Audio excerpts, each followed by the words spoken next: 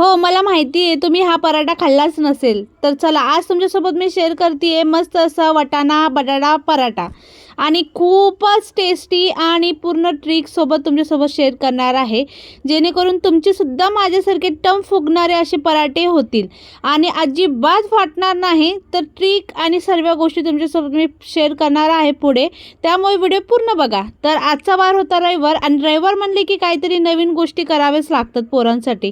तर आता सर्वात पहिले तर मी झाडांची कटिंग वगैरे करून घेतलेली, कारण की जरा पिवळे पानं झालेले त्याला त्यामुळे.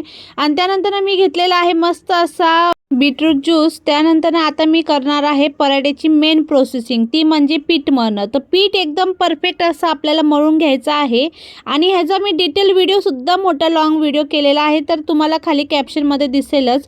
तर आता सर्वात पहिले तर पीठ छान असं मळून घ्यायचं आहे आपल्याला, मस्त पुरणपोळीला जसं मळतो तसं. त्यानंतर आपल्याला वाटाण्याची पण मस्त अशी फिलिंग करून घ्यायची आहे. तर वाटाण्यामध्ये लसूण, जिरं, अद्रक सर्व टाकून मस्त फ्राय करायचं. त्यानंतर त्याला मिक्सरमध्ये वाटून काढायचं आहे.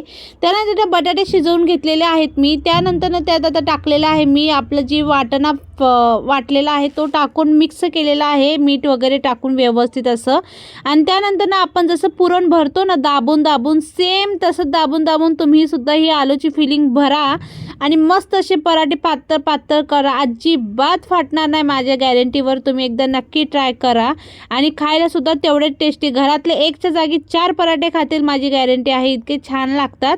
आणि त्याची तुम्ही कचोरीसुद्धा बनवू शकतात, मस्त लागतात एकदम. आणि पूर्ण डिटेल व्हिडिओ तुमच्यासोबत मी शेअर केलेला आहे, तर तो तुम्ही एकदा नक्की बघा, म्हणजे तुम्हाला सर्व व्यवस्थित असं डिटेलमध्ये माहिती कळेलच.